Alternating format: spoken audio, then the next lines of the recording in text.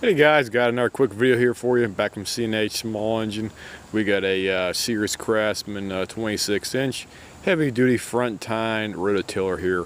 Customer brought this thing over here probably about 4 weeks ago when I was actually feeling pretty good, and they wanted to have it checked out, and the guy didn't care about how long it took. He said as long as it was done in about 2 months, he really didn't care because he was not going to be using it right now. So he gave us carte blanche to take at least a month and a half time to do the job. So because he knew that we had other priorities, first and foremost, like lawnmowers and tractors and stuff like that. So he said go ahead and just like take your time.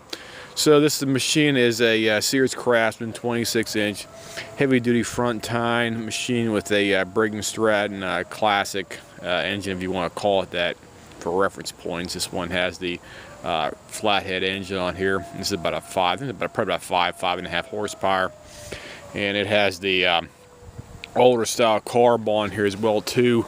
This is a 5 horsepower. There you go. Sorry about that. 5 horsepower, and this one has the older one where the carb is sitting on the fuel tank right here as well too. So this one can be a real pain in the butt to take apart if you don't know how to take them apart. And best thing I can recommend is when you're doing a job like this, take your time and document everything where every cable goes on a carb for the linkage and stuff like that, so you have a verifiable proof when you take it apart. You know how to put the thing back together, because typically when we first started doing these jobs like this, I took at least 3 to 5 photographs of the linkage, the carb, as it was when we took it off and as it was when we put it back together, so you have a reference point to go on, so you have a timeline of how stuff takes apart and how you put it back on the machine. So you have everything 1, 2, 3, 4 in an order as when you first took it apart and you put it back on the machine, so you don't have any kind of problems reassembling the machine after you get done doing the repairs on it for it. The machine needed a tune-up on the engine right here. The oil needed to be changed a couple times. It looks like it hasn't been changed in quite some time. The guy said he hasn't done any kind of maintenance to the engine all here in probably like 7 or 8 years, so it definitely needed a tune-up, new air filter, new spark plug. Oil had to be changed a couple times on here specifically for that. The carb needed to be overhauled, rebuilt. The tank had a bunch of water and debris down inside the tank.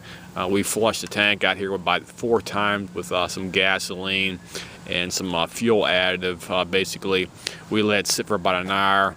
Fill the tank up with the fuel and the fuel additive in there, and we flushed the tank out. We basically shook the tank, back and forth, side to side, probably for about 3 or 4 minutes. Stop it, dump the tank out, fill it back up again, dump it out again, fill it back up again about 3 times, and that was pretty much enough to get the tank clean enough so it'll be okay. He did not have any rust on inside the tank. If you do have rust in these tanks, like this one right here, I recommend like ordering some ball bearings online and get like a whole bag of ball bearings, because if you have rust inside your tank down here, guys, you need to remove that rust, because more than likely it'll keep flaking off inside the tank. So go online, go to eBay, and like look up ball bearings, and you can put them down inside the tank. I recommend like dumping a whole pack in there, maybe about 50 or 100.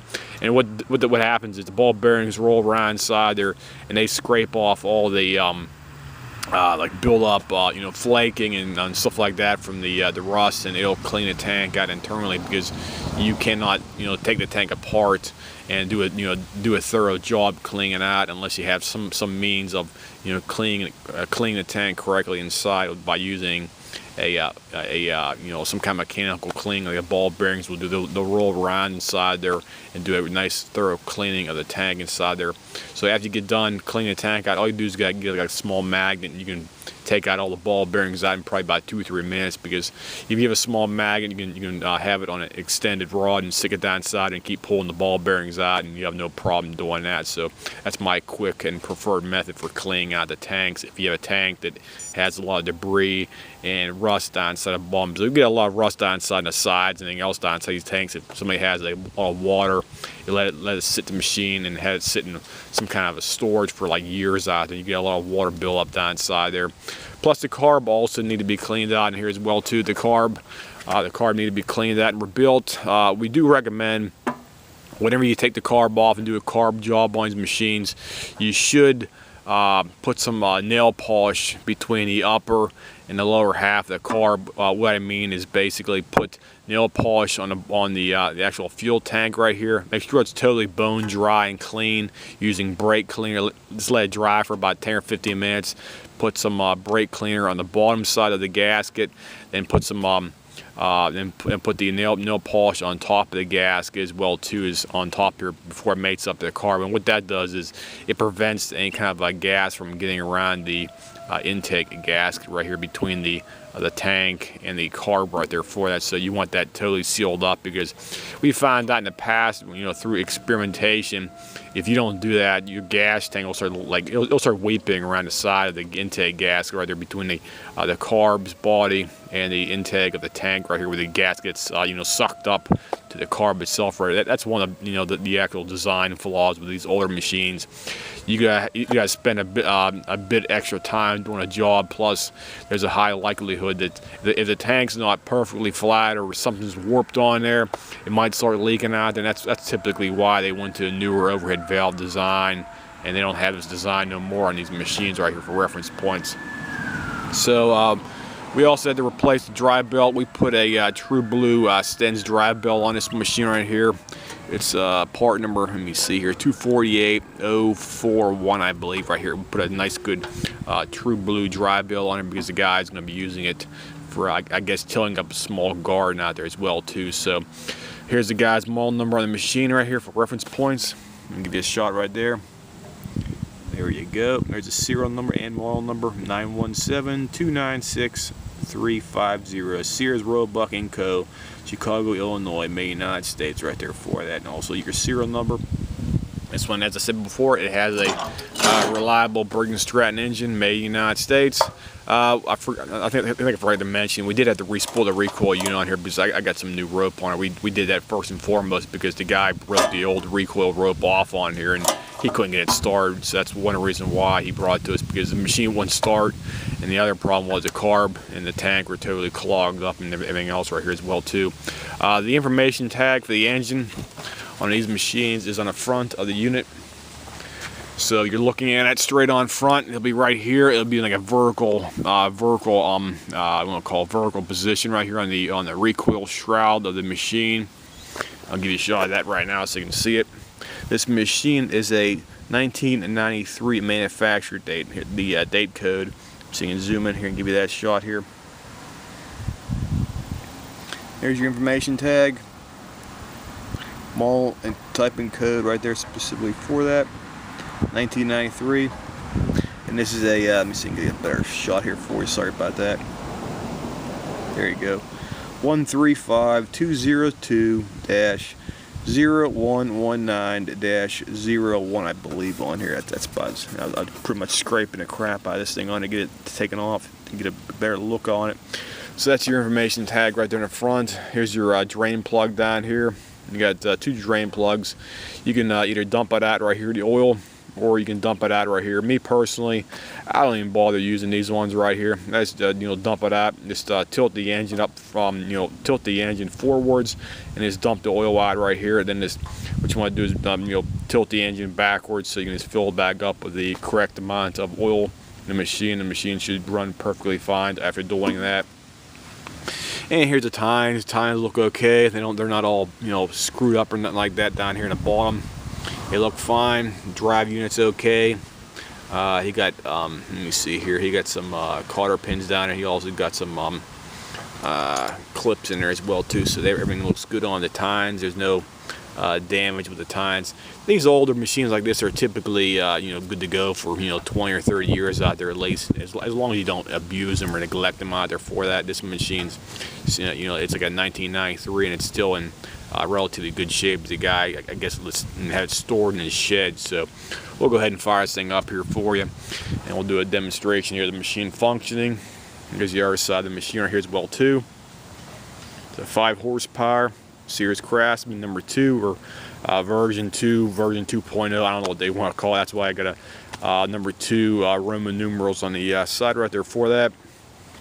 Got your controls up here in the back. This is a power, they call it a power reverse, but I really don't even use that on there. So here's your control handle up here. that engages and disengages your drive unit down here. Goes right down your drive unit, engages that. So we'll go ahead and fire it up here for you. Let me put it on choke. Put it on choke and fast right there, choke. Here you go. If they're lit controls, choke is all the way over to the right, and your run position right there is all the way over to the left, and your fast is all the way over to the right there. So we'll go ahead and fire it up here for you. Let me put my camera down here real quick, and I can get a better pull of this thing here. So bear with me here for a couple seconds. Okay.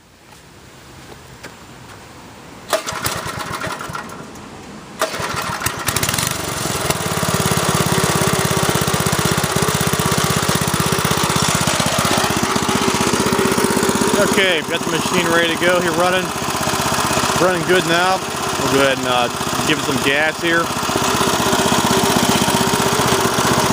Run it up. There's high speed right there. Has a little bit of surge. There's idle speed right there. That's idle. Slow. You get the turtle. And you get the rabbit, that's fast. Turtle, slow.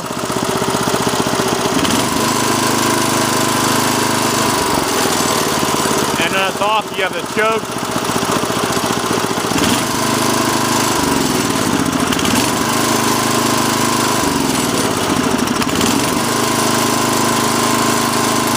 And we'll go ahead and demonstrate the augers.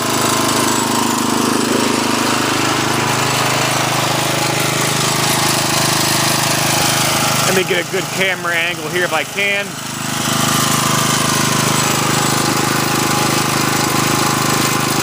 That's not, that might not want to work here. Sorry about that.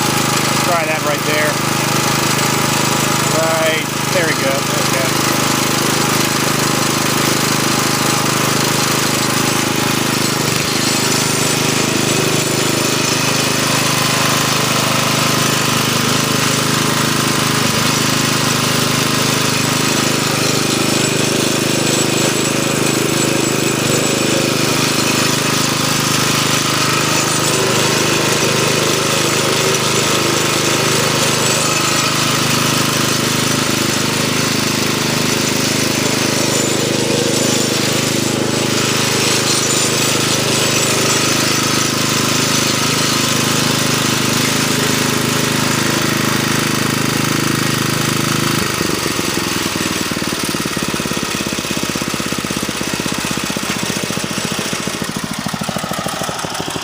So the machine's running okay. It's ready to go back to the customer right now as it is. And I gotta give the customer a call here, and they can come over and hopefully pick it up sometime this week, and we can get paid for the repair on the job right here for that. So anybody has any questions, feel free to drop me a message here, and I'll try to get back to you as soon as possible. Thank you.